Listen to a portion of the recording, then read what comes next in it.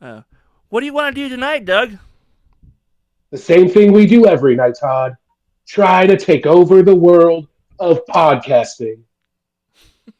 There we go. Alrighty then. I kind of think that'd be a good part for the theme song to hit, though. But I mean, we could figure out how to put that in there. so Let's see, let me open up the show notes.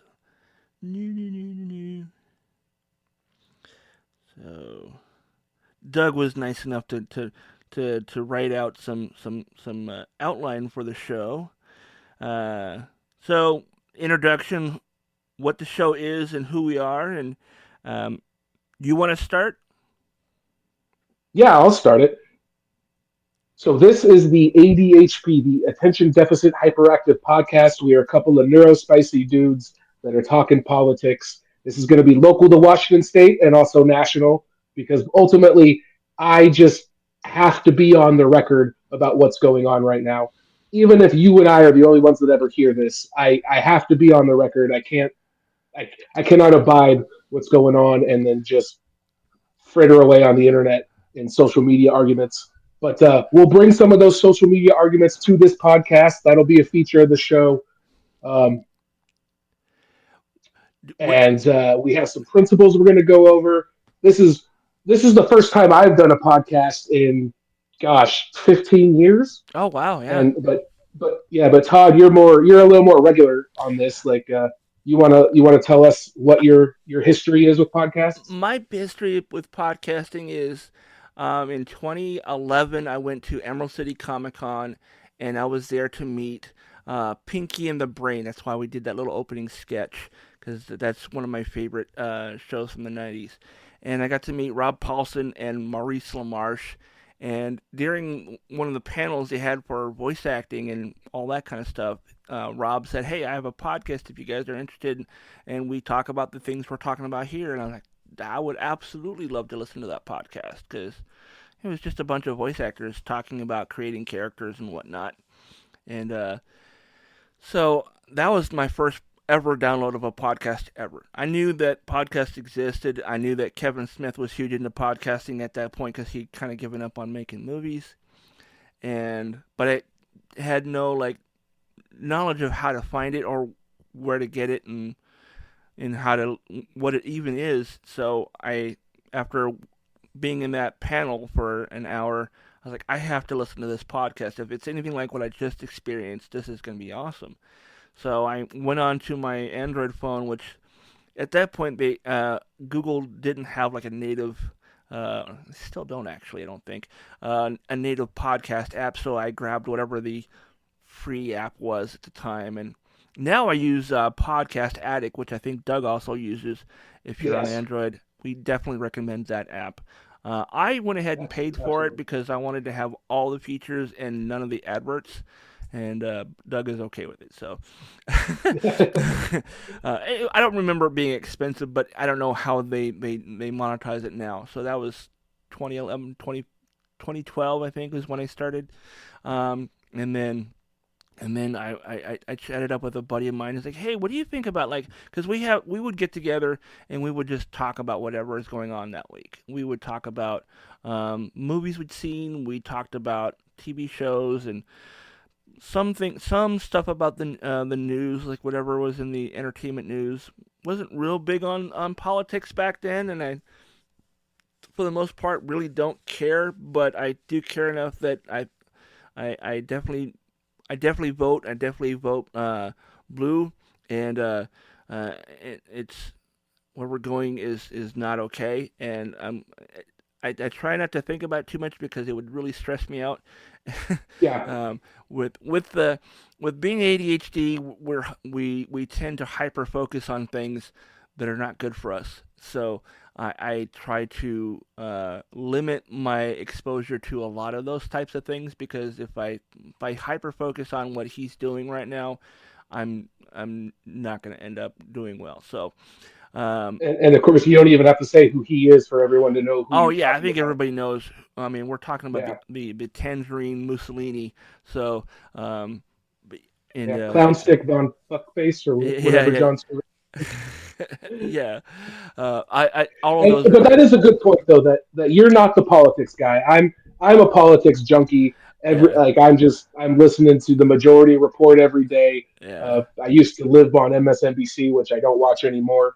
But I'm the politics guy. Todd's the podcast guy, and we're just kind of Yeah. Yeah. combining our powers to Yeah. see what we have. Yeah. So are you said you're also ADHD, so have you been formally like No. diagnosed? So I describe myself as neurospicy. I'm more of an anxiety issue guy. So Okay. I so mean, you'll probably hear some of that come out in across the shows. Hopefully, I get more comfortable. Hopefully, we do this long enough that I get to get comfortable.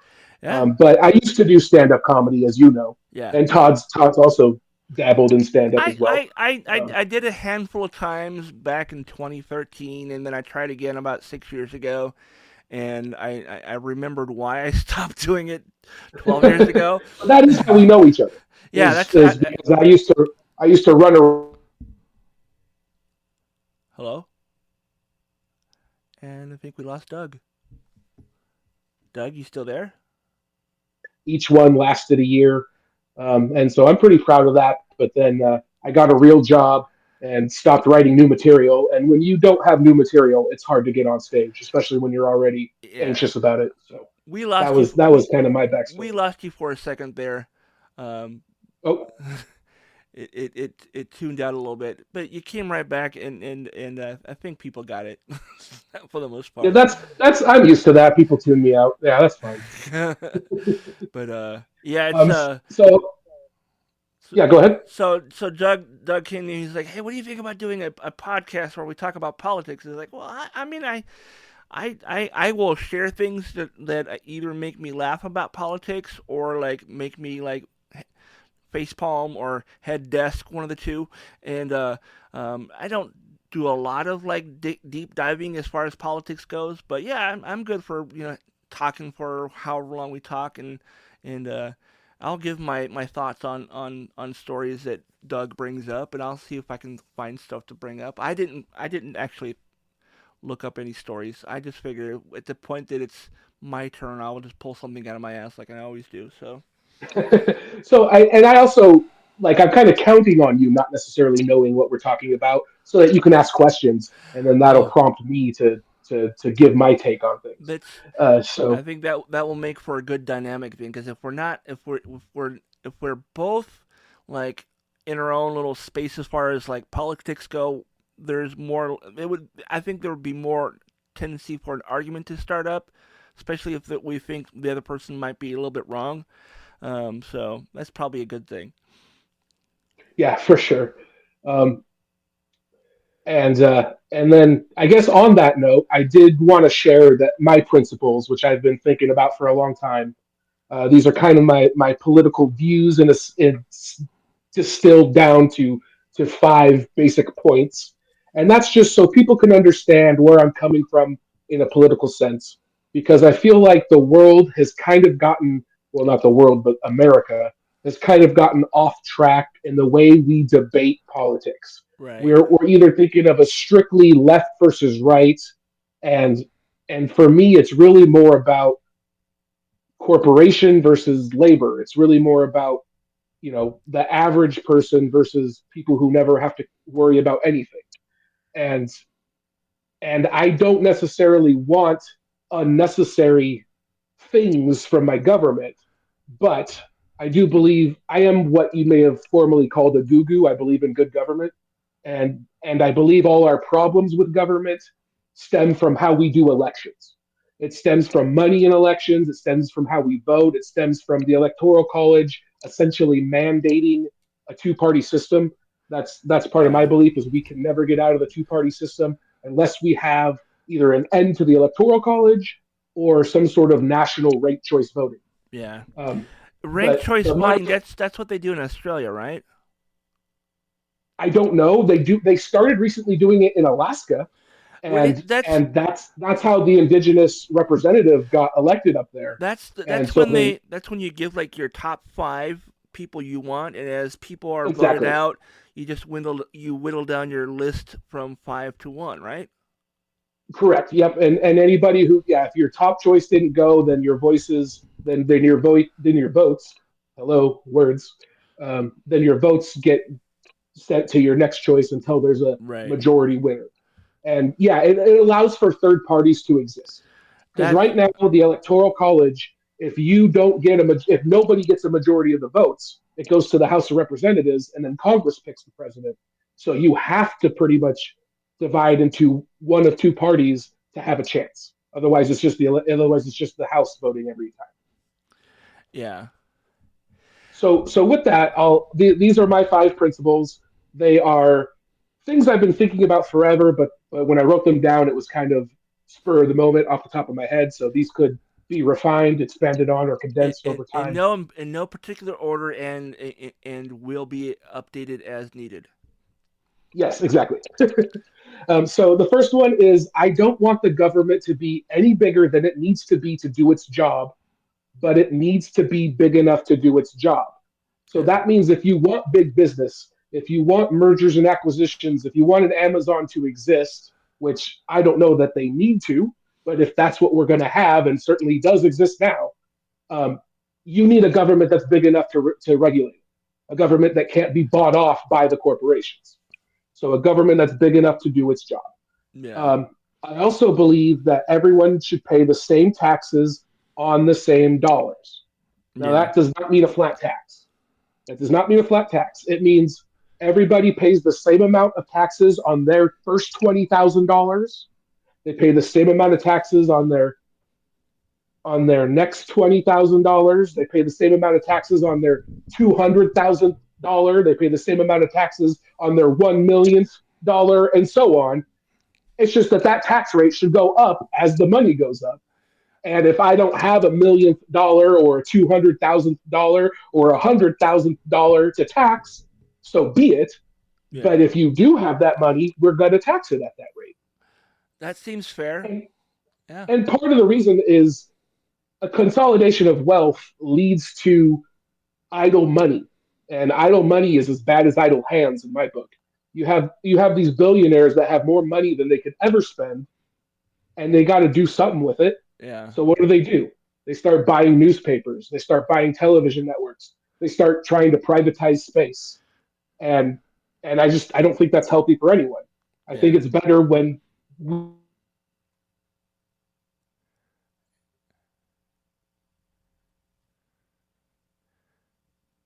Okay. ownership run everything. We lost you for I mentioned this we already, lost but you there oh, for a sorry. minute. Go ahead and repeat what you said in the last 30 seconds. What was the last thing you heard? You talked. Oh God, of course. Um, I don't know, just the last 10 seconds or Did so. I get through all the taxes stuff? I heard starting talking about taxes. So what I said was I want everyone to pay the same taxes on the same dollars. I heard you say that made sense. Yeah. And the whole point is that whether you have, if you don't, I want the taxes to progress. I believe in a progressive tax rate, just to put it as simply as possible. Right. But and what that means to me is that everyone is paying the same taxes on the same dollars. It's just not everybody is taking in the same amount of dollars. Right. And then I mentioned this before, but I believe a lack of trust in government is a problem with elections, not with government. So you hear people say, "Oh, Trump's in power now. Don't you wish the government was less powerful?" And no, I don't wish the government was less powerful. I wish we had better ways of electing people so people like Trump couldn't buy their Right. way into an election. Right. We don't want the wrong people in office. Is basically what we're saying. Exactly. And I don't want to kill our ability to have good government because we're afraid of who might get in. We need to make sure we have a good system of electing people. Fourth principle is that personal responsibility means working together. So this rugged individualism that America has often been obsessed with and associated with is fine in a certain sense. Like if you're going to go live in the woods and be off the grid and do your own thing, I don't believe you should be bothered with. But if you're doing that so that you can start a cult and abuse children, I I mean, I think we as a society have a duty to live together and work together. I also think the most personally responsible thing a person can do is to band with other people to create a better life for themselves. Yeah. Whether that's, I think about like people getting, if you want to go to like an old school analogy, I think about like moving water from a river to a village. Do you make everybody take their own bucket and make the trek to the river and back to the village? Or do you start a human chain where everybody just passes a bucket along? And to me, the more people there are in the world, the less everyone should have to work, and the more Right. free time everyone should have. Work smarter, Um, not harder. Yeah. exactly. There was a time in not in our lives, but there was a time in the 20th century where people thought via the labor movement that technology innovation, automation, and population increase was going to make it so that people didn't really have to work more than 4 hours a day, maybe even 4 hours a week. I've been listening to Thomas Piketty, who's a French economist, and I think it's him that referenced the potential 0 hour work week, where people would maybe log into a machine for like 15 to 30 minutes a day, and that would be enough to do the production that their community needed. And so I definitely believe, yeah, work Yeah. smarter, not harder. Yeah. I And then never lastly, oh yeah, go I ahead. never understood the, I work hard for my money. It's like, why do you have to work hard to make money? you know, if you can get things done in a way that is not gonna put you out as far as your physical health, or or compromise your personal health in any way, shape, or form. Like people who did working in coal mines and stuff, they inhaled all that shit, and a lot of them got cancer and died. So, I mean, there's safety precautions for a lot of things. Like my cousin Marianne, her day job is she's like a safety person. So she's that person who's always like talking about OSHA and whatnot. You know, you need to wear this kind of mask in order to keep yourself from getting ill and getting cancer later in life, or even in a few weeks or months even. But yeah, I never understood the need to break yourself in order to feel like you've accomplished something. Exactly. Like the whole point of working is so we can have a life. Our Yeah, life shouldn't be dedicated to working. yeah, I'm kind of biblical about this. Like Jesus said, and also I believe King David supposedly said that. By the way, I'm not sure if either one of those are actually historical, but we'll leave that for another podcast. I don't think they are, but I don't think it's even important. so Exactly. But what Jesus said, what David said, is that the law is here to serve people. People aren't here to serve the law. And I feel that way about the economy. yeah, The economy is here to serve us. We are not here to serve the economy. yeah,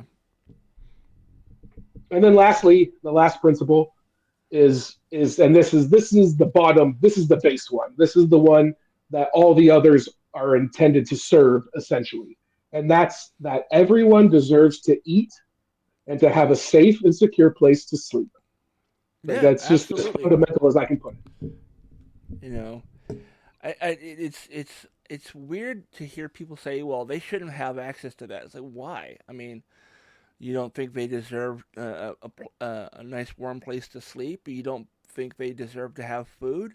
Well, they need to work for it like everybody else. It's like, well, what if they can't? What if they're amongst the people that are unable to do those things in order to get money to take care of themselves?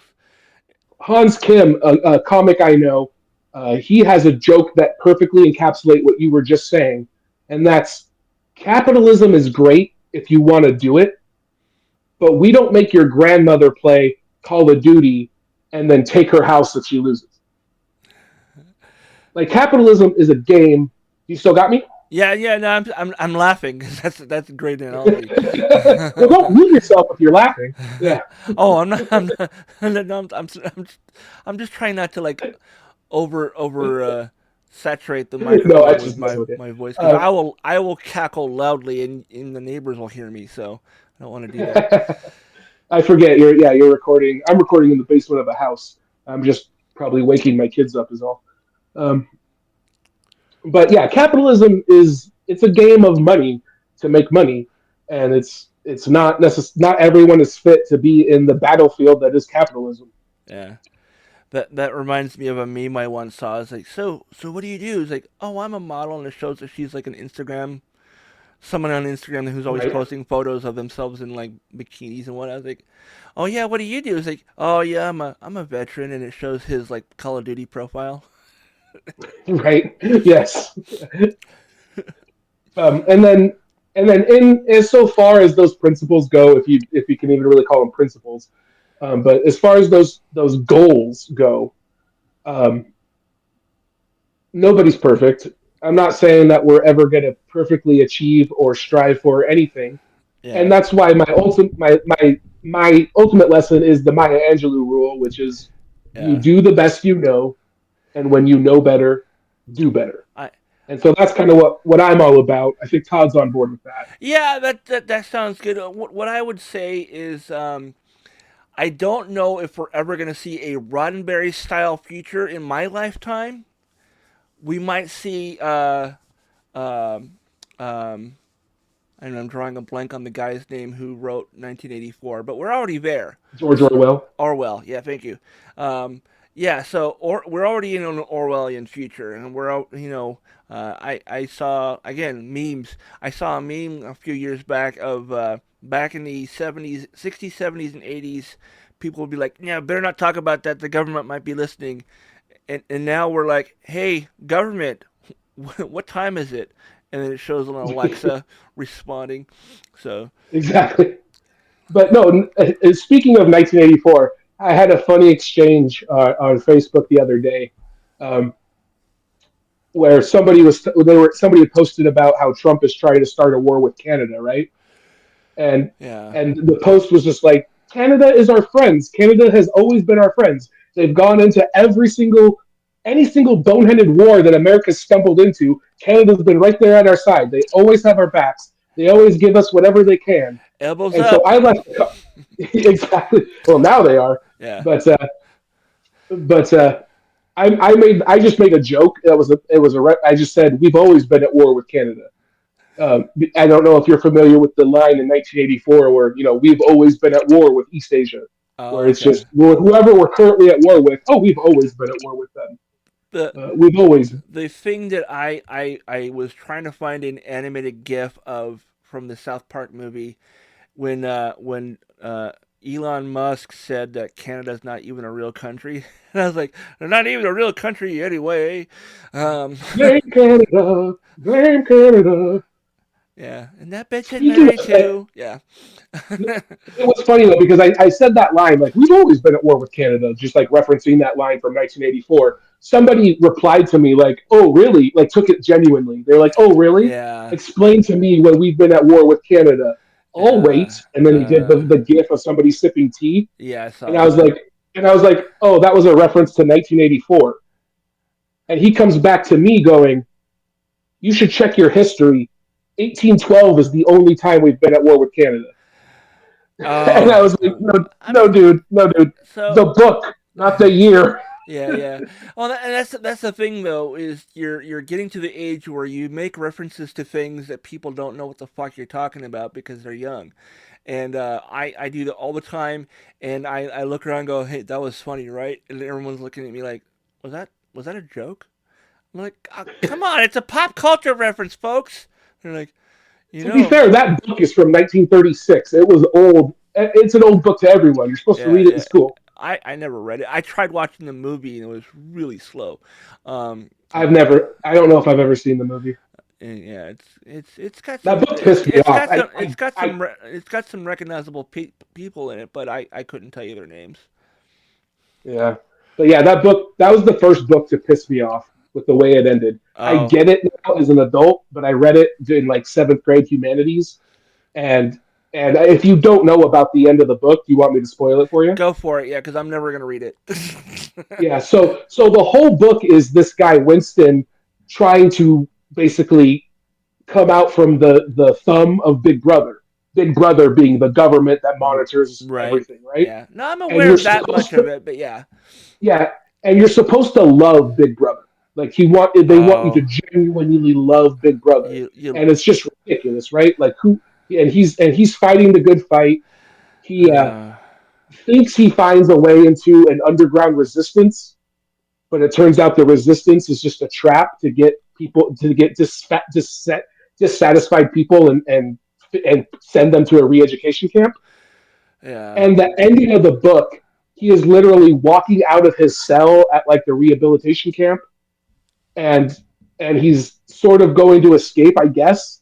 It's been a long time since I've read it, but he gets shot in the back of the head as he's walking down the hall, and his final thought is that he finally loves Big Brother. Oh wow. And it's just it pissed me off so much. I I was like, bet. oh, because I was a kid. I'm like, no, the hero's supposed to hero at the end. Like he's not Yeah, supposed to give there's in. supposed to be a happy ending. That's what we've been told by Disney all our lives. And not only does he die, like he didn't even die for his beliefs. He died and still loved Big Brother at the end. Like he Yeah, succumbed and was killed. that's It's infuriating. But that yeah. was the point, right? It's I'm supposed to. glad I didn't finish watching the movie because I would have been pissed off too, man. Especially if it ended Yeah, the same way. So, yeah. And I wonder if they had to redo it for Hollywood. I don't know. I think the movie is available on one of the free streaming sites. I think I remember that's where I watched it. I think it was either on Tubi or it was on Pluto, one of the two, or it might have been Is it even. an old movie or is it It's something they redid recently? it actually came out in 1984. Okay, okay. They were on top of that one. Yeah, They had 50 years where they're like, we're gonna nail this. yeah. I like I said, it's got some recognizable people, but their names are escaping me right now. Like I think I could be wrong. You know, Probably hey, has Kyle McLaughlin in it. let me do this. Let me open up because I am on my computer. I can access the Google later. If Uh, Kyle McLaughlin's in it, I'm awarding myself points. 1984 movie.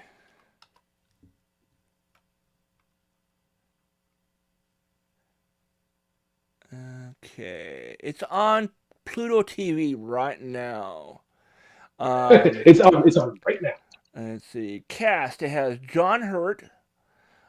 Okay, Um, that's a good one. that's the one. That's the one face I did recognize. I couldn't remember his name. And then there's Susanna Hamilton, Don't know her. Richard Burton, Bob Okay, that Flagg, sounds familiar. Rupert Baderman, Martha Parsi, Gregor Fisher, Roger Lloyd Pack, Karina Seddon, and if there are any more, oh, there's a bunch more. Um, oh, I reckon there's a lot of these faces. Holy crap. Um, let's see. Peter Fry, James Walker, Anthony Benson, John Boswell, Shirley Steph Fox. We're not getting a Kyle McLaughlin though, are I don't see Kyle. No. we? No All good. Kyle. Thanks for There's doing no Kyle here. it. Screw you guys. I'm going Speaking of home. South Park, I've made an analogy now on the social medias a few times, comparing what's going on with Musk and Doge or Doggy, uh, Doge. Doge. Uh, I like Doggy. I think Doggy's enough. Yeah, Like he makes it silly enough. we should just call it Doggy. Yeah, that's what Heather Cox Richardson calls it. Yeah. By the way, for anybody listening, if you want a historian's perspective on current events, you can't do any better than Heather Cox Richardson. Yeah. I'm going to try and make as many referrals as I can to other shows that you should go listen to that probably do this so much better than us. But if we can do one thing, we can at least spread the gospel of people spreading Yeah. good information on the internet. And Heather Cox Richardson, you can find her on Facebook, you can find her on YouTube. She has a great Substack. She's a historian that does basically a then and now type of analysis, and she also does regular politics chats. If this podcast ever gets to the level where we can talk to Heather Cox Richardson, I will die a theatrically happy man. Um, Awesome. but what I was getting at is are you familiar, Todd, with the South Park episode, Our Wacky Molestation Adventure? I I is that the one where Chef joins the stupid little group, or is this a different one? It's the one where the kids realize if they tell the kids don't want to be bossed around by their parents, they don't want to do their homework, they don't want to Oh listen to their yeah, parents, yeah, and they so they have just say the M word and their parents get taken away, and eventually they have the whole town is just run by children. and So it's it's kind of a Lord of the Flies Lord of the episode, Flies but episode. Yeah, I do remember that. It's been a while, but yeah, I do remember that. I've been making the comparison to the what we're doing with Doggy and Musk. as our wacky anti-government adventure, Yeah. where you just say DEI or corruption, and poof, a whole department goes away. No more education. No, no more. You can't have anything that's you just have children in charge, and no one's Right. no one's being responsible, and all it costs you is having to sacrifice children to the provider, which is basically what they've been doing, cutting off U.S. aid, cutting off school programs.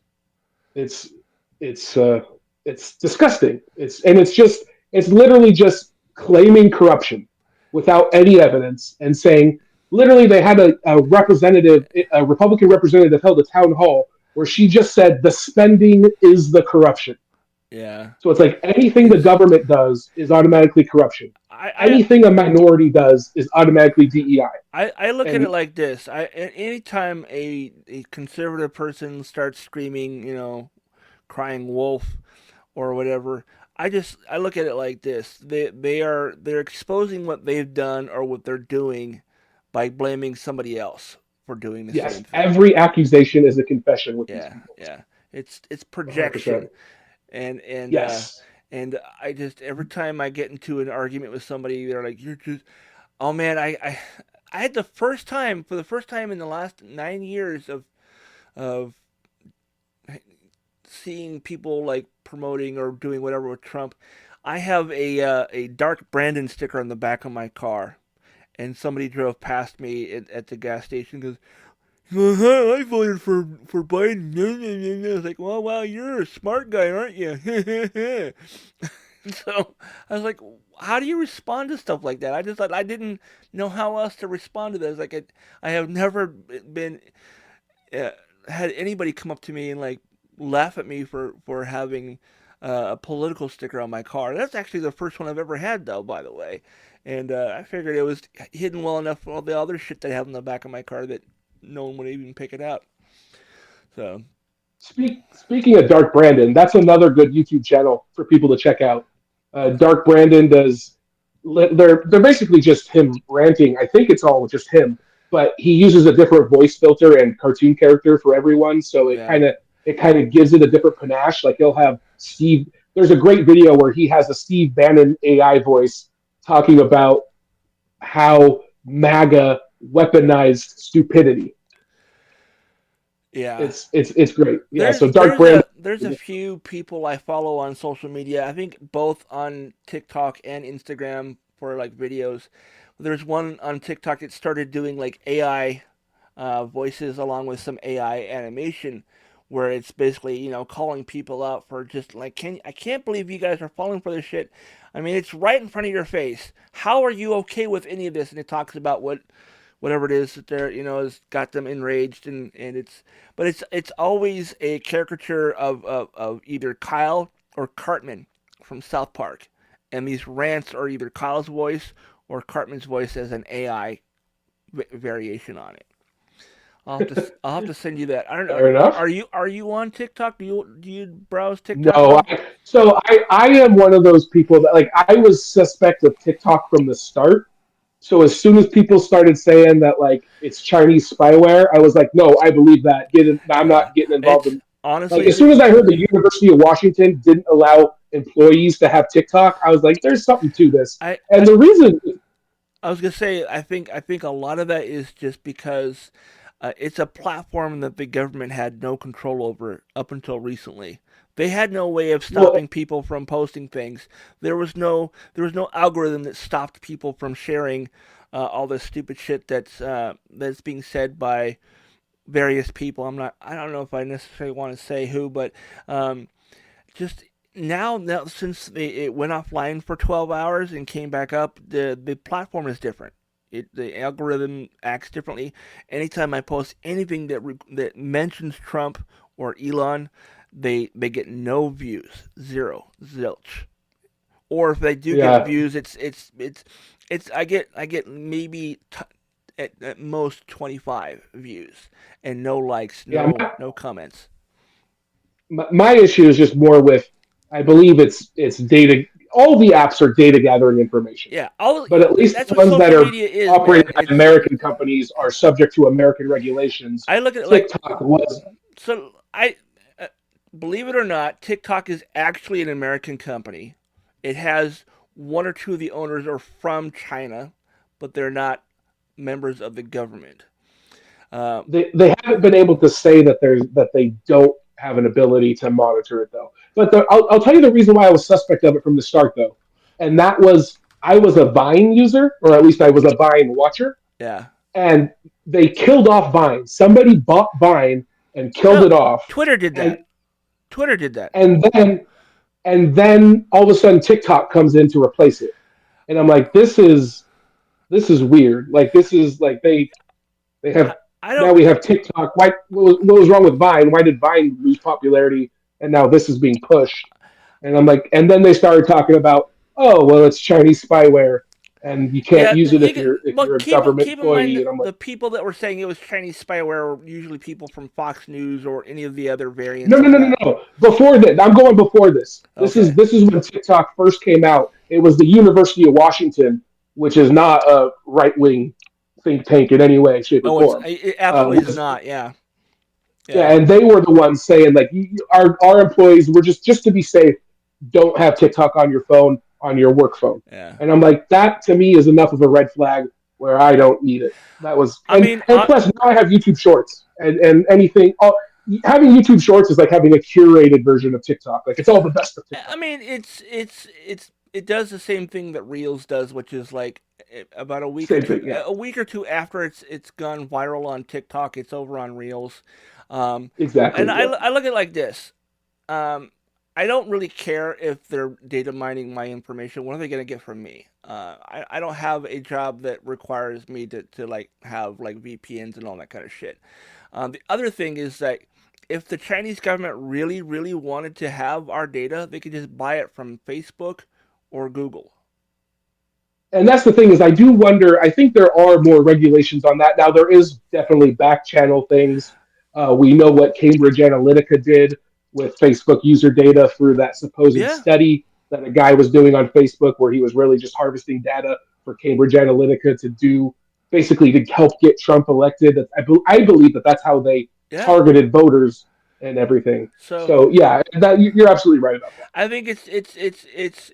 I mean, calling it a China app is it doesn't do it any disservice. It doesn't. I mean, it scares a lot of people into not going on there. It's basically what that it does. But if you really think about it, if you really are concerned about like your data being mined, then you shouldn't be on anything on the internet. Period. That's true. I mean, That is very you true. have to understand that if you're on the internet and you don't have a VPN or a firewall of any kind, your information is up for grabs. Period. And that's perfectly fair. Yeah. So So we've been at this for over a half hour now, and we're still in our first segment. yeah, So yeah. I I think mean, maybe we should. this we could easily talk for. I mean, we have only gone through half of the first three. We haven't even talked about the second thing on the news this week. We've only talked about. No, we.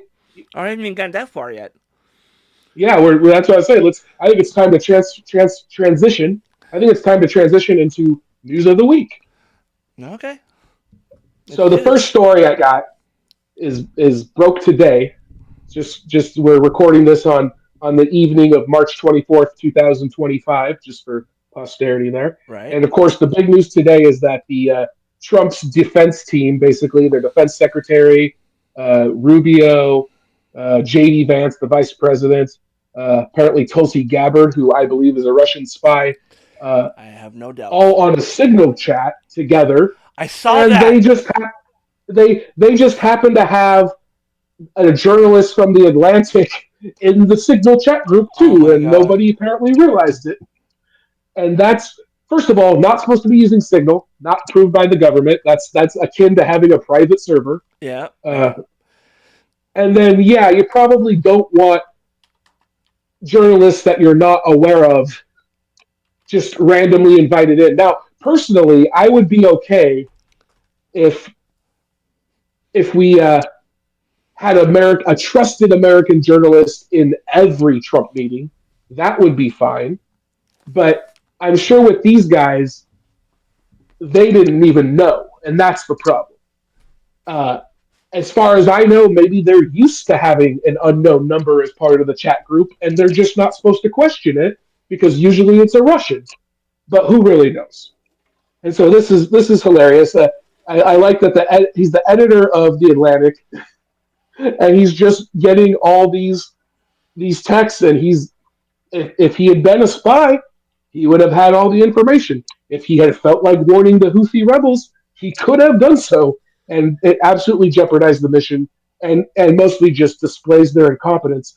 On top of that, they they've gone ahead. The Trump administration, instead of just deny like they normally do, they actually admitted it. They tried to spin it that no harm came from it, but they actually admitted it. He admitted it. And I think this one seems to have some legs. I mean, I think the groundwork has been laid to demonstrate that the Trump administration is fairly incompetent and full of DUI hires like Pete Hegseth. And this, I think, this really is the canary in the coal mine where people go, "Oh, wow! I guess it isn't just all he said, she said bullshit." Not to quote Limp Bizkit. To quote Fred Durst, yeah. Hey, did you know that Fred Durst actually directed and wrote a horror movie? No, I don't know that I have. It stars John Travolta. Oh, Yeah. that's interesting. It's That's I don't remember the name of it, but I'm sure if you do a search for John Travolta and Fred Durst, it'll come up. But yeah, so I didn't mean to derail that train of thought. I just no, no, that was perfect timing. I was trying to fill time until you got back. yeah, I just so you folks know, I had to step away to go use the toilet. So I, Yeah, I was trying to keep that hidden, but well, yeah, it's fine. I have a we are tiny nothing if not transparent. I have a tiny bladder, so sometimes I need to step away. But yeah, so yeah, I mean, yeah, I saw the thing about the chat text thing that included the reporter and all that, and I'm like, these are the same people that cried and bitched and moaned about private email servers. What the fuck? Right, which was always only ever an angle. That's all that was with the stuff on Hillary, the stuff Yeah, on Benghazi, yeah, and yeah. it was just an angle to get people pissed off. Yep. I mean, I understand everybody hates Hillary. I thought she would have actually been a fairly progressive president for the Yeah. exact same reason Obama was actually kind of a conservative one, because Obama got in and he's a socialist. He's a crazy liberal He's leftist, and he had to spend his whole presidency basically proving he was a centrist. in Hillary came in with all this center right baggage, and I think she would have at least spent her first 4 years doing truly progressive things, sort of how Biden did with the Infrastructure Act and the Jobs Act and the Inflation Reduction yeah. Act. Uh, I think she would have had to prove her progressive bona fides, and we would have got good legislation during at least the first few years. And Yeah. then it would have been a fight to hold her accountable and to drag her further left. But I think that would have been doable. I think she was just biding her time to be that progressive. Now that's my wishful thinking. Maybe Yeah. she just would have partnered up with the banks. But when Obama brought in that Treasury Secretary, whose name's escaping me at the moment, but the guy he brought in 2009, and they basically bailed out the banks instead of bailing out the people, he created Peter Thiel. He created these guys that are now owning our government. So I do blame, and I also, if we could, if we just could have had 8 years of Hillary and 8 years of Barack, we would have Supreme Court right now, and then we could really do progressive stuff. This is a topic for a future show, but I firmly believe part of the reason why we don't get true progress from the Democrats anymore is one because of 1994 when they passed the assault weapons ban and lost the House for the first time in like 40 years. So they were terrified of that, but also and the Reagan thing made everybody a kind of a corporate crack. Yeah. But in my entire life, I turned 40 this year, and in my entire life, we have not had a liberal Supreme Court. We've had a conservative Supreme Court. that would call anything truly progressive unconstitutional. And I believe that's put a lid on things. And Yeah. I believe it's our turn to have the court back. And that's really why I vote blue, no matter who, is because we need a liberal court again, so that we can have stuff like the Loving decision, like Brown v. Board. We can have things sustained like the Voting Rights Act and the Civil Rights Act, whereas the current court has been gutting the Civil Rights and Voting Rights Act. The current court has undone Roe v. Wade, and I think really the Supreme Court is the ball game, and that's assuming we actually ever get our democracy back, and it's not just owned by this Curtis Yarvin theorized corporate autocracy. Which again, that's all for a future episode. Yeah. But Yeah. that's my little rant on that. And now Doug gets off his soapbox. Oh no, we're on the soapbox for this whole hour. No, I'm Don't just you be mess. mistaken. I'm just messing. Howard, we're probably gonna go longer than an hour because it's almost 50 minutes, man. So I know, which is fine by me. I don't Uh, care. It's fine with me. I you, don't. you can, yeah, you're the one that has to edit it. Yeah. So the second story of the week is Tom Homan, who is is he Yeah. the Homeland Security Director? The border czar.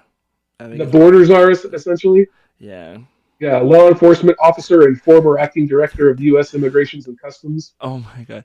So when But he he is the border czar, yeah, he's basically in charge of kicking out all the illegals or whatever, the undocumented immigrants. I which is not even the case now, right? So this is what we're getting to is yeah. he basically admitted uh, uh, today or whenever this interview was, if it was today or yesterday, um, that the people they're deporting haven't even necessarily committed crimes. They're not even necessarily uh, here illegally. They just suspect them of being in a gang, and they're not following due Yeah. process, and that's the If problem. you have brown Because if skin, you we're gonna talk to you, kind of thing.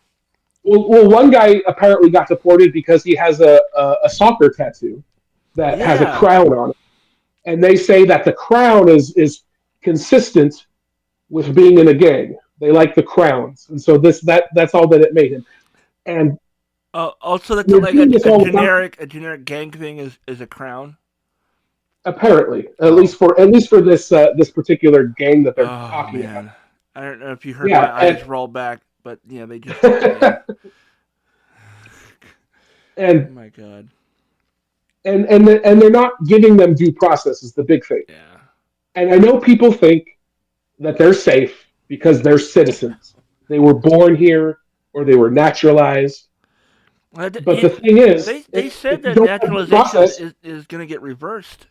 So and that yeah, that's it's just like I don't think he can do that. But then again, he's not supposed to be able to do what he's doing now, and he's still doing it. He's right. defying court orders to get people out of the country. And really, the point is just to terrify people so that people that aren't white keep either leave on their own or hide and don't come out to have to be seen by his fragile white eyes. Um, Oh, but God. without due process, it could be anybody because due process is the part where you prove you are a citizen. So it could be anybody if you don't get to do the part where you prove you're a citizen. It doesn't matter if you're a citizen, Yeah. Well, and it's so like eventually it's going to become any dissident. I And don't. that's part of why I want to do this podcast because Yeah. like come get me then. Like if you're going to go with these people because you don't like them, I'm Yeah. going to make you not like me because I'm not gonna sit Well, back and just watch it happen. let's be real. Unless we get really popular, they're not going to come looking for us. Uh, No, I know. we're both white men, so we're not on the chopping block. I mean, I could be on the Oh yeah, chopping block because I'm on disability, but um, uh, that's I don't know how far along they are on that kind of stuff. I hear stories yeah, that we're they're gonna be cutting this Social Security, which is how I'm able to pay my bills and everything. So if that goes away, I'm completely fucked. yeah, no, I mean you're absolutely at risk of that, and it's terrifying, and it's awful, Yeah. and I yeah, actively not I actively try not to think about that because I don't want to spend my whole day like stressing about something I have no control over. So but yes, I could very easily. pass in a Trump MAGA world, right? I am a white cis man. I could absolutely just get by and Yeah. go on my day to day life, Uh, and if I had the ability to not think about things, I could do that. But I just can't. I can't. I think a lot about that quote that's attributed to Werner Herzog about America is coming to grips with the fact that a third of their people would kill or deport a third of their people, while the other third of the people just watch. yeah. And and I know I'm not really doing anything when I'm just talking on a podcast, but it feels at least I feel like I'm doing more than just watching, Yeah. and I'm at Well, least speaking out. we're letting people know that, there are people that are paying attention and that, you know, I mean, you more than me, but, yeah. So, but, yeah. That's why I roped you into here. You're on the. I, But yeah, it's. yeah. No, Oh, go ahead. yeah, it's anytime I go down the rabbit hole of politics, political videos, I'll watch a bunch of them and then I'll get kind of like a little worked up. It's like I need to go do something else for a bit because I don't want I want to be thinking about this all day, and because I'm fortunately for me I at this point in time in my life I can do that. So at some point it's probably not going to be easy to do, and I'm just going to have to be stressing all the time. Yeah, yeah, Yeah, well, that's not fun. yeah. Um, Last topic for news of the week is Turkey. Have you, Todd, heard about what's going on in Turkey? I have not. And when I saw turkey, I was like, is he going to talk about sandwiches? But uh, Actually, yes. No, that's it pairs well with Havarti on a nice white bread. No, so I know I mentioned at the top of the show that this podcast was going to be focused on both Washington State local politics, which we really haven't gotten into in this episode, and national politics. yeah. So why am I talking about Turkey? Because that's not either of those things. And the reason I brought in Turkey is because what's happening right now in Turkey, I believe, is a blueprint for what Trump is going to try to do in the next election. Oh man. And so what's happening in Turkey is they Erdogan is the president or premier of Turkey, and he's been in power there for like decades. Um, in future episodes, I will pull up tabs and have this information at my fingertips, so I can be a little bit more precise. But the important thing, It's all he's been in good. power for a long time, Yeah. and they have an election coming up, and the mayor of, I believe it's Istanbul, which is Turkey's largest company. Speaking of Rob Paulson, you may remember that Istanbul was Constantinople. Yeah, yeah. Um, Yep. uh, and the mayor of Istanbul is his biggest rival and might actually win the presidency there. So they have charged him with corruption and terrorism, and they've arrested him.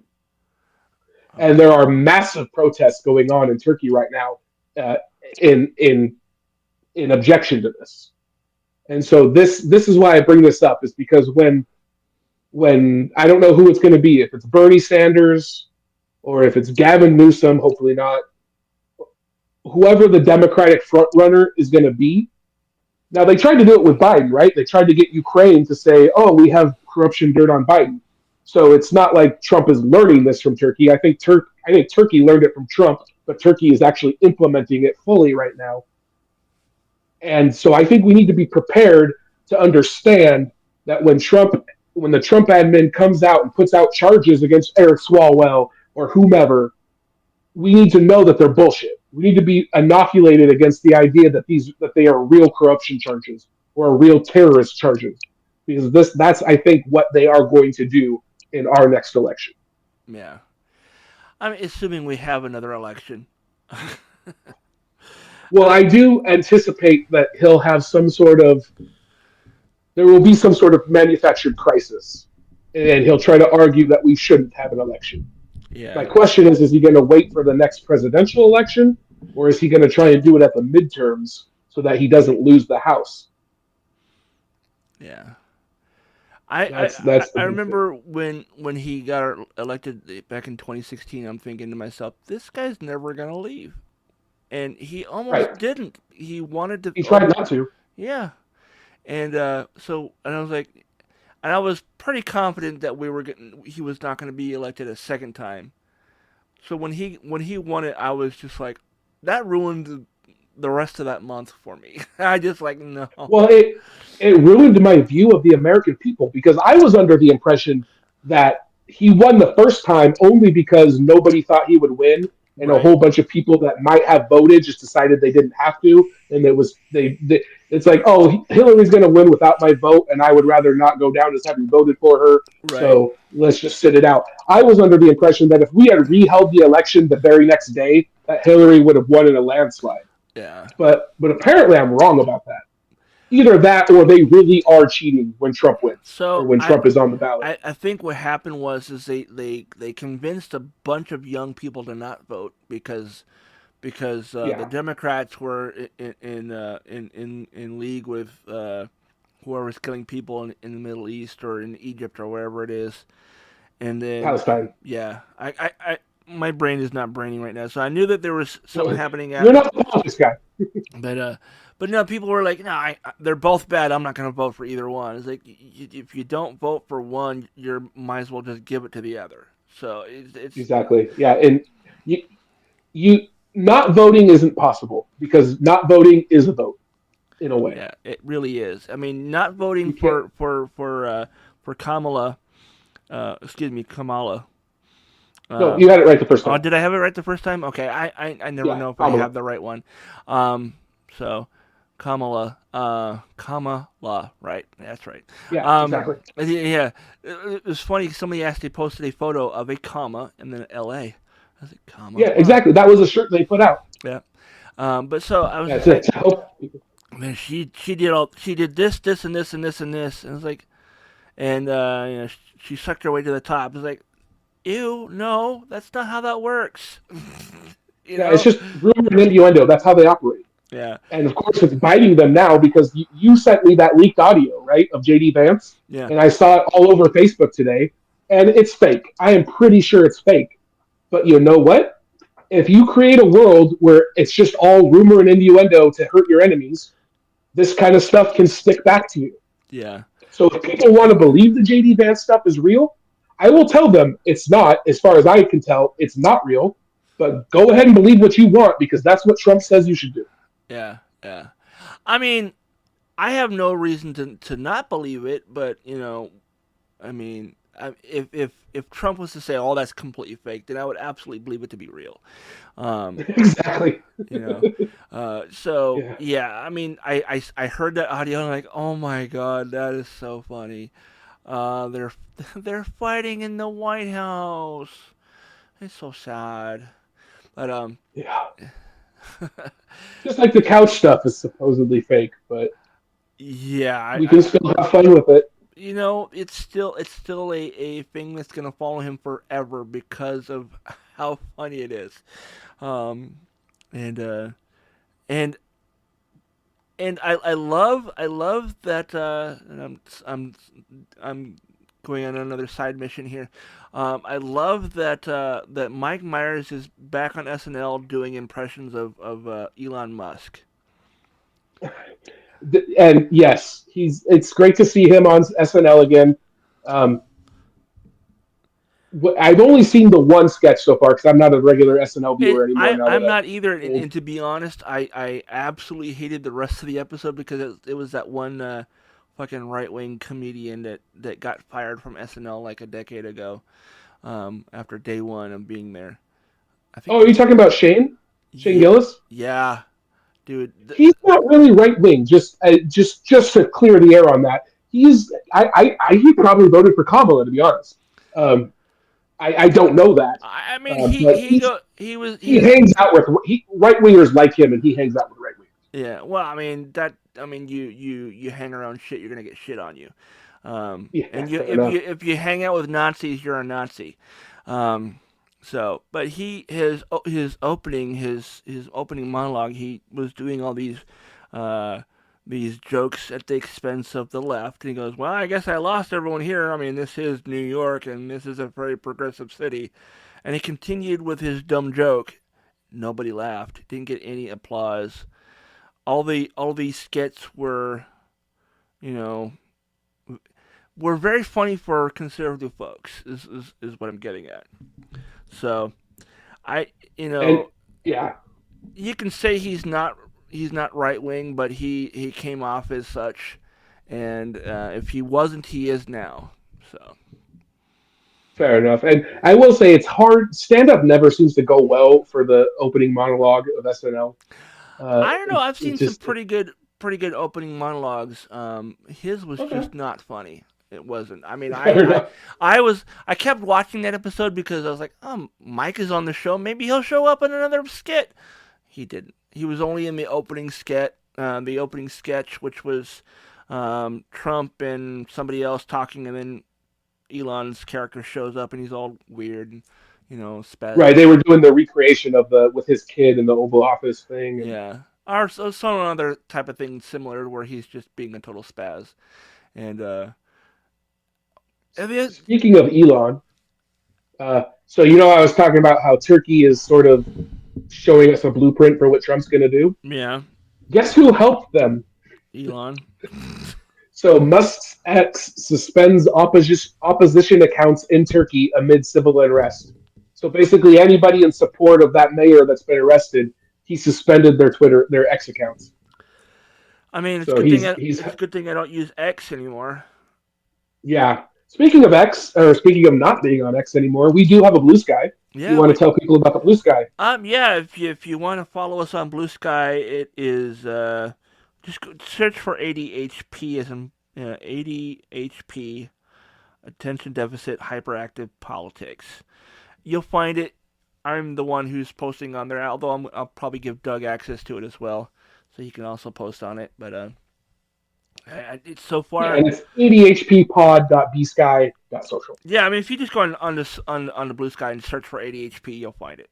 So I mean, it's or we can also it'll be in the link tree. So if you want to click on the link tree, which is link tree or just link tr- linktree / ADHD.rocks, or you can go to ADHD.rocks, www.adhd.rocks, and it'll take you to the link tree, and it'll be in there. Yeah, and just to be clear, that's ADHD.rocks, but Yeah, the show is ADHP as in politics. yeah. There's a little bit of confusion there, so yeah. At some point I'll get a domain for the podcast as well, so it'll be easier. But we are part of the ADHD.rocks network, which is basically just our show, but Yeah. that's okay. It has history beyond us, that's for sure. Well, I mean, beyond me. it's basically been my handle for the past 3 or 4 years on most social media platforms. I bought the domain because I was going to do a podcast with somebody else, and it was adult dudes having discourse, and which was like I thought was a That sounds hot. clever title, and but I had the domain, and so I figured, fuck, I'll just use that as my handle for most things, and I have it forwarding to my link tree, and I put all the links to important shit on there, and yeah, so yeah, we may set up a specific to the podcast on Facebook or something, but probably not, considering how most people don't like Facebook or anything Meta anymore. So that's one of the reasons why I went ahead and just made it over on Blue Sky. So Right on. All right, so we'll move to our next segment. So we're going to end the show because I know politics is so much fun. We're going to end the show with a palate cleanser. But before we get to that, we're going to dive into some social media interactions. I'm going to cut it down. We're running long. We're having a good time on this first ever episode. So I'm going to cut it down to just one topic that I feel like kind of sums up the right and their reactionary type. They're both reactionary politics with limited actual nuance. And and so I'm in a politics group. I won't say the name of the town or whatever, but it's a local politics group that is pretty much all libertarian and MAGA or MAGA adjacent people. I yeah, seem to be one of the only, maybe the only, or one of a handful of left leaning people in this group. And so the discussion, as it always does with these folks, came up to the Second Amendment. And Washington State wants to institute a permitting system, which they're, of course, all up in arms about, literally and figuratively. Um, and after I had this exchange with a gentleman about, and it was a respectful exchange, it was an educated exchange, it was just totally, totally on the wrong side of thinking about things in my book. Yeah. But this guy, he came back to the group and he says somebody shared with him. So before I go further, Todd, are you familiar, without saying too much, are you familiar with the North Carolina governor's race I am from this not. past cycle? No. So it was Democrat Stein versus the Republican. I don't want to spoil this yet, so you may have heard the story when I get to it. But first, I'll tell you what this guy posted. Okay. So he posts a clip, and the clip is a MAGA doodle clip, which he tried to say, please don't. He says, I just found this gentleman very compelling and just really broke it down in real life, his support for the Second Amendment. He is genuine, real, and honest. It is worth a watch, and please ignore the MAGA doodle on it. I don't follow that. The video was just sent to me, and I found it compelling. So this is the kind of person that he finds compelling. The video is labeled "Best 4 Minute Speech Ever." Jaw hits the floor as law-abiding citizen drops a truth bomb, and it's a 4 minute video of this guy going off at a town hall in 2018 about gun rights. It just happens to be the guy who was running for governor this past year. His name is Mark Robinson, and if that name doesn't sound familiar, maybe the story about the Black Nazi does. Oh. He's the guy that it turned out he had been on porn websites leaving comments about how he's a black Nazi, and it was just also all these vulgar descriptions of what he Yeah. would do to his sister-in-law, Yeah. and I and remember all that and it dude. was hard to tell whether he was describing a real thing or just making it up for fun. But he literally talked about like how he would. I'd have to find the actual quotes, but he was talking about, he called himself a black Nazi and how he would just freaking end people if he could. And I just like, this is your guy. This is your guy that's compelling and honest and real and genuine and give you the best speech on the Second Amendment you've ever heard. And he's the guy that calls himself a black Nazi. Mm. Like, this is your best. These are your best and brightest. And so that's the kind of stuff Yeah. I deal. I On the on the last podcast I was on, we talked about that dude. Yeah, and yeah, and I do remember hearing about that dude. He something about him like going on porn sites and leaving horrible comments and just yes, and then like, oh, that wasn't me. That wasn't even my computer. I know what you're talking about. Kind of thing. yeah. And I tried to call him out. I was like, hey, this just so I gave him the benefit of the doubt because of how he said he didn't know who this guy was. It was just sent to him. I gave him the benefit of the doubt. I was like, hey, you clearly don't know who this guy is. Here's the backstory. And then they came back to me with, well, if that's really true, that's unfortunate, but you should just listen to what he has to say. Like, do you agree with what he has to say or not? Wow. Yeah, I don't care. And I was just, I don't care what a Nazi says. exactly. I said, I'm sorry, but I'm not debating the merits of the argument from a Nazi. And and that's when I received a private message from the admin saying that I needed to learn how to play nice in the sandbox. So I guess instead of taking them to task to their faces or to their keyboards, we're going to talk about them as I, this podcast goes. I have been known to like look up things on Snopes when people post things on social media. When I know something is absolutely incorrect, I will find the story of someone who actually did the legwork of finding out whether or not the information someone just posted is real or not. And I'll say, "Hey, Snopes says that's bullshit, and here's why." And they go, "Well, I don't believe what they have to say. They're a liberal website or blah blah blah blah blah." I'm like, they're not though. They're nonpartisan if anything. So, Yeah, I'm a petty little fact checker. I will fact check the oh, hell out of dude, anybody. I had someone mad at me for like a week because I called him out on bullshit.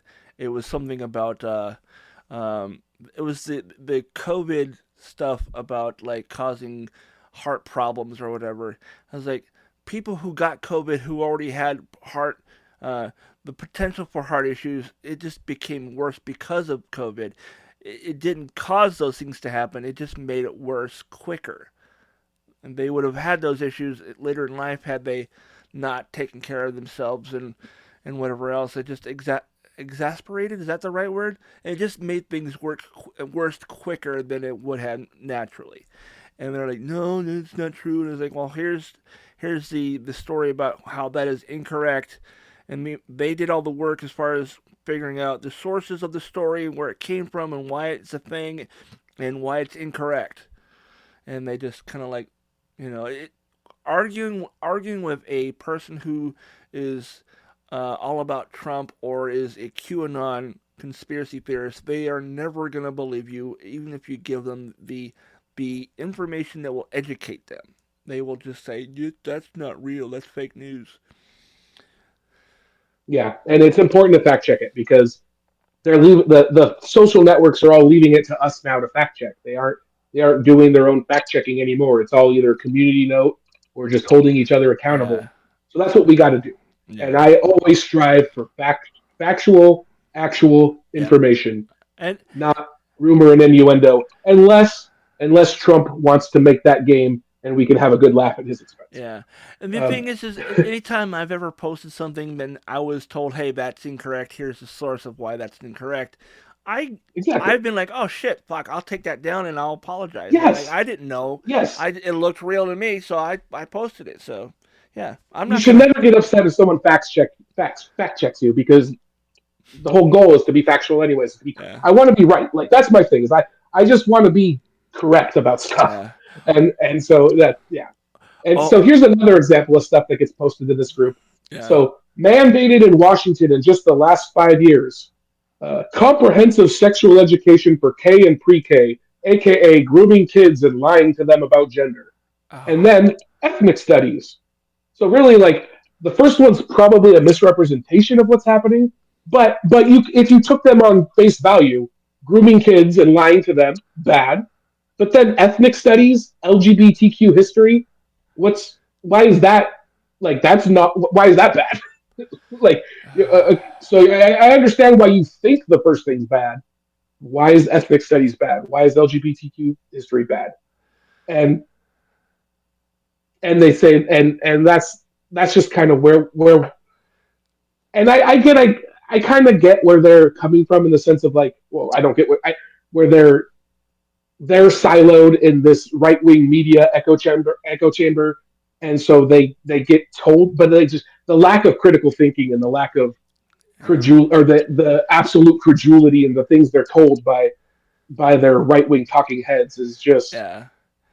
it's insane. It also like one of the things that just like it made my brain hurt. I mean, I legit had like a headache after listening to someone talk about stuff like that, and I'm like, this person I was talking to went to college and they're one degree away from getting a doctorate, and they're talking all this shit. I was like, how is it you're that college educated in mental health studies, mind you, and you believe this stuff?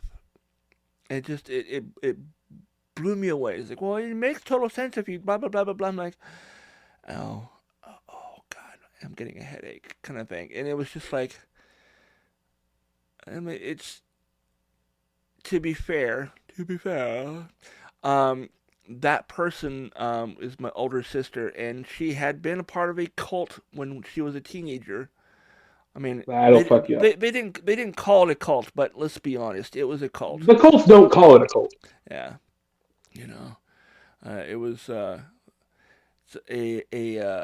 it's one of those churches that like wouldn't let women have a say in anything. They were just subservient types and whatnot. So Oh, yeah, the Southern Baptists. Worldwide Church of God. They were like Oh, okay. they are very similar to like the Jehovah's Witnesses in that you don't celebrate any holidays that have any kind of any Uh, ties to pagan rituals. So no Christmas, no Easter, nothing, and they don't do holidays. They don't do birthdays. None of that shit. So yeah, And so yeah, when I just like, okay, yeah, this tracks. She was in a cult when she was like 19, so yeah. There you go.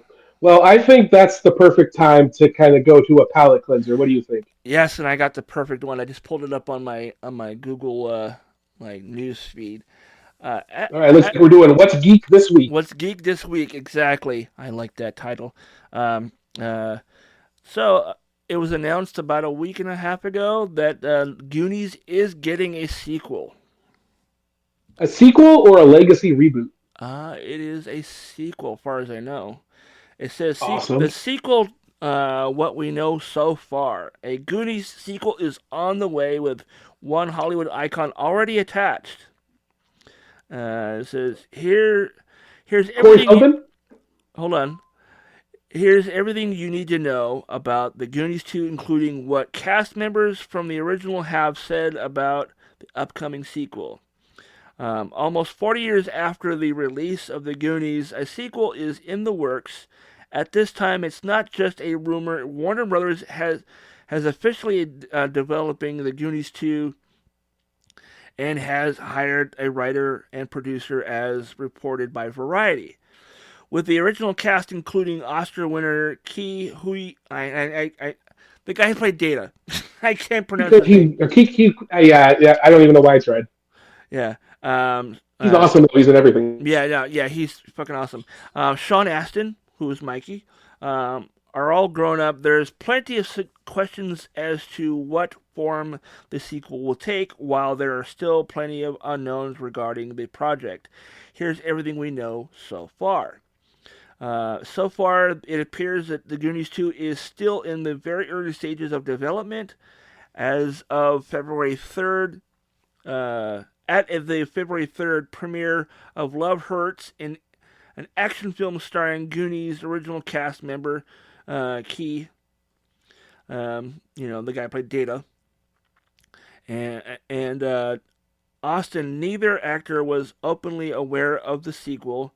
As such, not many details have been released, including the timeline to the theaters, which is going to be a few years, at least 2 years away, guys, easily. The website Backstage says that movies take anywhere from 1 to 2.5 years to make. It could be that the Goonies 2 is more advanced in development than we know, but a release date is probably a ways away. I mean, I'm saying probably 3 years, unless they've been working on it. I do follow the guy who owns the Goonies house on social media. It's hard to find him because at least on TikTok, TikTok seems to not want to show you anything that says the Goonies. So if you know the guy's name, you can look him up and you can find him. Um, I can And post it has a new owner somewhat recently, right? in the last year, Like, in the last year and a half. Beeman is the guy's name, and he bought the house last year. And I talked to him along with my former co-host from the last podcast I was a part of. Me and him talked to Beeman, and he was talking about how they were trying to do a reality show where they were going to do like a restoration of the house. They were going to make it more screen accurate to the movie, so when people come to visit the house, he can give them tours and stuff like that. Um, yeah, the last thing I heard as far as the movie was like right before Donner died. They were talking about doing a movie like 10 years ago. They were talking about doing a sequel, and Corey Feldman was all talking about it. He's like, "This is gonna be great," blah blah blah blah, and so it sounds like it is definitely in the works. It's probably in the early stages. I did talk to Beeman a couple like last week. I sent him a message. Hey, I've been hearing rumors about another movie coming. Have you heard anything? Because if anybody would know if it was a real thing or not, he would know because they're going to be using his house in the movie. And he said it is true, and they are in the works of creating another movie. And then I saw his most recent post a couple days ago, and they're they're gutting the house, and they're like making it look like it did in the 80s. So so or at you least got it straight from the horse's mouth, though. That's a Yeah. legitimate ADHP exclusive. Yeah, I mean, luckily for me, we were able to talk to him. I might even be able to get him on here if you want, but um, we can do another Zoom call or whatever.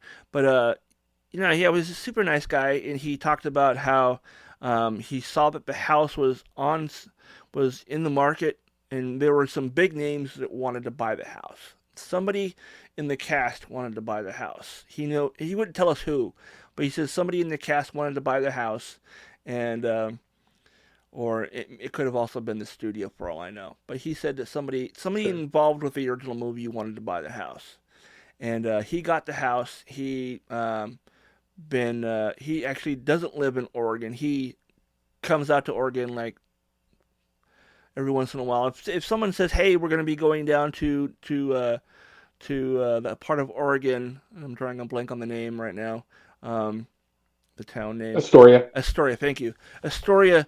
I mean, if you are a '80s movie fan, you know that there's been a bunch of movies filmed in Astoria, one being The Goonies, and so he bought the house.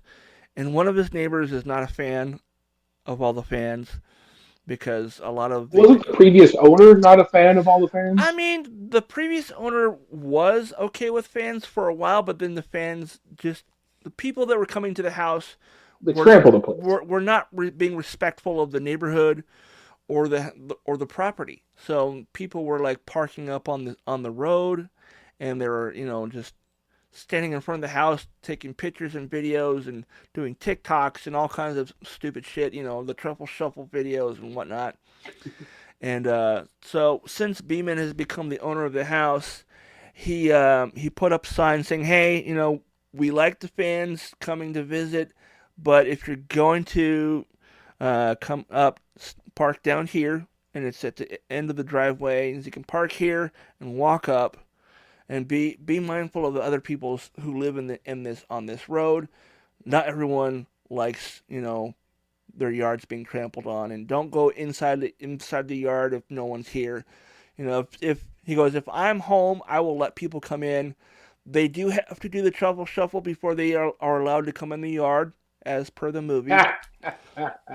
And but you'll get a personal tour from him if he's home. If he's at the house, you'll get a tour. Although if they're doing renovations on the house, they're probably not going to be doing those anymore for the foreseeable future. But yeah, the Goonies 2 is a thing.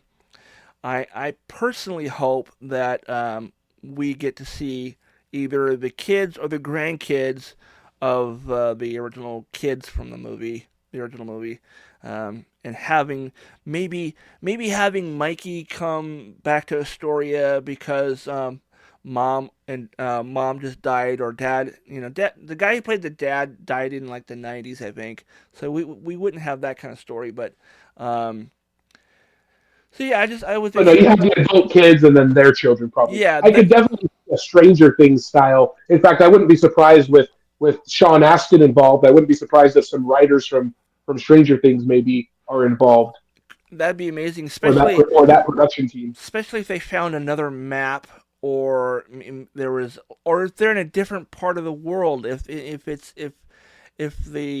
if Mikey and his family are living in like I don't know, some other part of the country, and they also find a similar type of story where it's a different pirate, or you know maybe they moved to the Caribbean.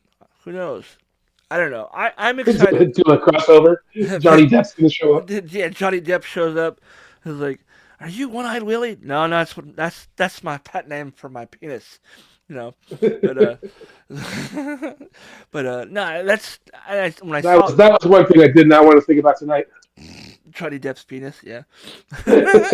Yeah, just for tonight. It's every other day I got to think about Yeah. I mean, I always think about that now, right? Not really, but yeah, it. no, Yeah, but get your. huh? I was just gonna say, get your baby Ruths ready. Right? Uh, why is the rum always gone? But yeah, no, I saw that and I was like, oh, fucking sweet. Really is real, and this is happening. And it took him a little while before he responded. I messaged him right after I saw the original article, like weeks ago, and then like 2 weeks ago I got a response from him. He says he always starts a message with "Hey you guys," and then Of puts course, it you have to. yeah. So yeah. Um, But I'm really glad you chose that because The Goonies was a super influential movie for me. So for those, uh, there's about what like a 10-year age difference between us, yeah. roughly. I'm gonna be 54 in September, so I don't know. So a little bit more than 10 years, yeah, because I'll be 40 in October. Okay. Um, but so I saw The Goonies when I was super little. Like it basically came out when I was one, Oh and wow. I saw it on TV or something when I was like 3 or 4. And that movie is when I have an adventure dream, it's like set in the Goonies. It looks like the Goonies. Like Right. that movie terrified me as a kid, Yeah. and like I watch it now and it's just kind of silly and fun. Have you But as a kid, that scared me. have you seen the octopus scene? I've seen the whole movie, but The, what the do you the mean? the version of the movie that is on television, unless I think there was one time it was on HBO, they had the scene with the octopus. There is a scene in the movie that is So not maybe there's an even scarier version I could have gotten. there's this, and I remember seeing it in theaters when it first came out. So it was like 85, 84, whatever it was. And when they first go into that cave and they are underwater, and yeah, they're in that sequence where they're in the water and they turn on, they see the ship. Uh They huh. there's a whole sequence where one of the kids is being attacked by a giant squid or octopus or whatever. It sounds familiar. It's been so long since I've It's seen it. it's a It's based bonus like it's a bonus I feature have now. trauma memories around it, so there's fine. It's a bonus feature now. So yeah. So yeah, we should absolutely get this wrapped up because um, Bluetooth headphones only work for Yeah, so my long. headphones are dying, so I guess that sets the limit on this at around probably fair enough. Uh, but Well, this went great. yeah. I mean, this is about normal for a podcast with me anyhow, an hour and a half. That sounds about right. So I'm gonna do some post editing. We're gonna take out a couple things, and I'll add like intro and outro music and that kind of stuff. So you'll hear all that, and we'll. ADHD, we're running